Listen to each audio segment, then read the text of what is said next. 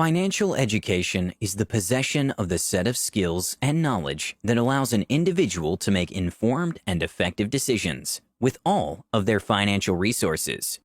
It is also called financial literacy, and it's extremely important in order for you to make progress and get ahead in life.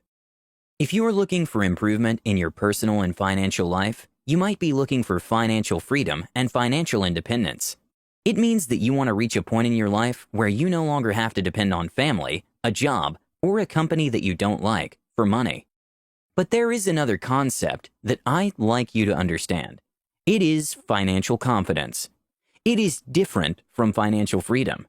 This is because freedom is based on the amount of money that you have available, while financial confidence is based on your confidence and acumen to generate money.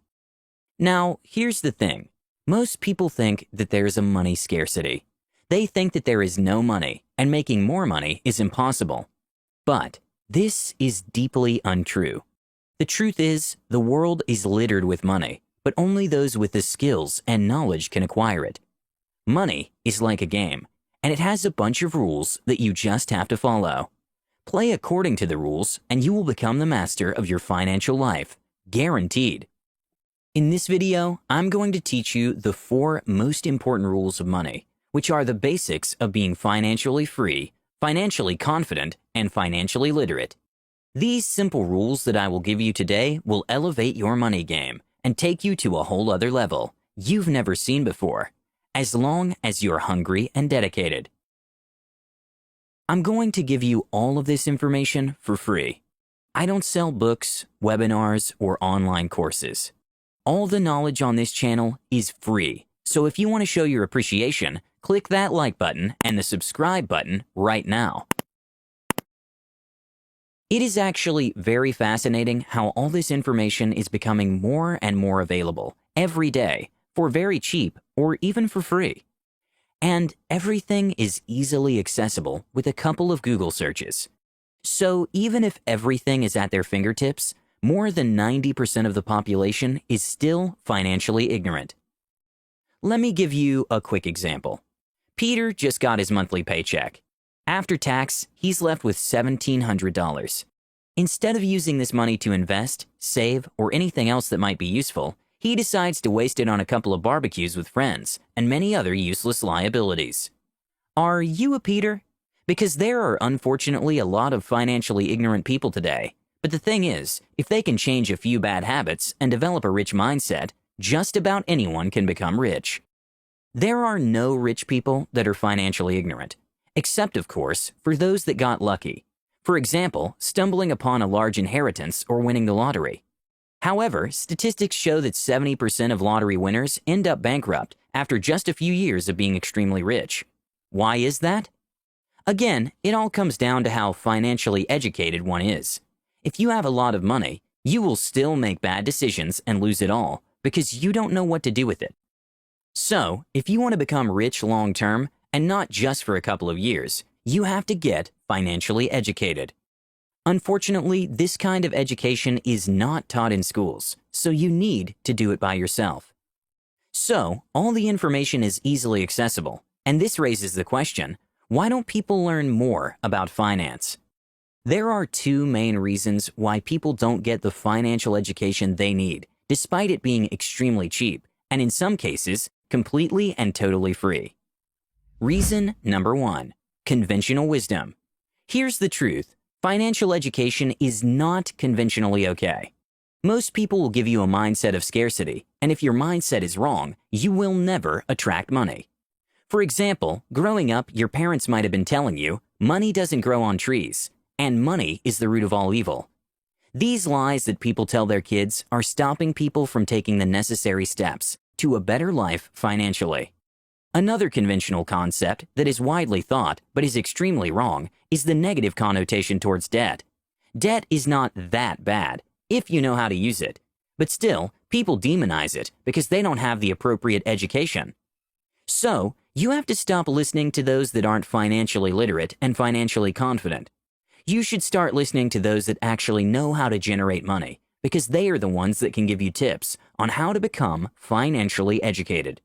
Just like in a sport, for example skiing, You don't want to learn how to ski from someone that has never skied before. You want to learn from somebody that already knows how to do it. Apply this to your financial education and you'll learn very fast. Reason number 2, comfort zone and self-esteem. In order to generate money, it's believed among the rich that you need to be confident and have decent self-esteem. Self-image is important, and you have to first of all believe that you truly deserve to be wealthier and happier. If you don't, you will never become rich. Think of it like a self-fulfilling prophecy. You have to see yourself rich first. This confident, charismatic, rich image you see yourself in your mind will give you the needed confidence to continually act out of your comfort zone, which is very important. A very successful person once said, "Most people are not successful because they are afraid of success." This is true. In order to become successful, you have to step out of your comfort zone and take risks. For example, if you want to start your first business, but you don't have any money, you might first of all have to take the risk of getting a loan from your bank and putting yourself in thousands of dollars in debt, which is out of a lot of people's comfort zone. Charisma and confidence are some of the key ingredients you need to become rich. If you don't have the confidence to take action, you'll never become rich. So, before actually getting into financial education, you have to first work on yourself and your mind when it comes to risk-taking and failure. Confidence will give you the strength and the courage to take risks and perform under pressure. So, now that you know all about why people don't get financially educated and the importance of it, let's get started with the 4 most important rules of being financially educated. Rule number 1. Don't invest in what you don't understand. Investing is very important, especially when you want to multiply your money. Here's the thing. You will never, ever get rich long-term by working for someone else. You have to start investing. There are many types of investments, such as stocks, bonds, real estate, and Forex, just to mention a few. But I want you to know the single most important investment, and that's in yourself. Invest in yourself. Before investing in anything else, you have to invest in the development of your money-making machine, your brain. Getting the knowledge necessary to operate a business, financial education included, is not optional. Your industry and your niche are going to eat you alive unless you are always updated on what's going on. Stay up to date on all information that matters to you and to your success. Invest in your business. If you buy or create a business, you will probably at one point want to expand it. If you want to do so, you need to put some money into your business in order for it to grow. It's like a car. In order to make it run, you have to put gas in it. And a business is no different. In order to keep growing, it needs to be fed money. Investing in your business might be anything from marketing to research or developing a new product. Invest in real estate. Real estate investing, like other investments, are basically buy low and sell high. A simple concept with very complicated steps. Most real estate investors start with regular homes, then they move to commercial real estate, hotels, big commercial centers, offices, and more. Basically, you find units, structures, with potential that have been mistreated. You fix them up, you wait for the price to rise, and then you sell that unit in order to make a profit. Invest in stocks. Stocks, or shares, are literally part of a company that is for sale to the public. When buying stocks, you have the right to a part of the profits of that business, which is the equivalent of your initial investment. Just like any other investment, the stock market is pretty risky, and there are a lot of people that lose a lot of money with it. So, these 4 are the most important and well-known types of investments. However, independently of the type of investment that you choose, you have to know what you're getting into. There are rules to follow, but equally, there's a lot of misleading information out there. A lot of people are willing to scam you just to take your money. So you have to be very, very careful who you listen to. Do heavy research before putting your money in something new.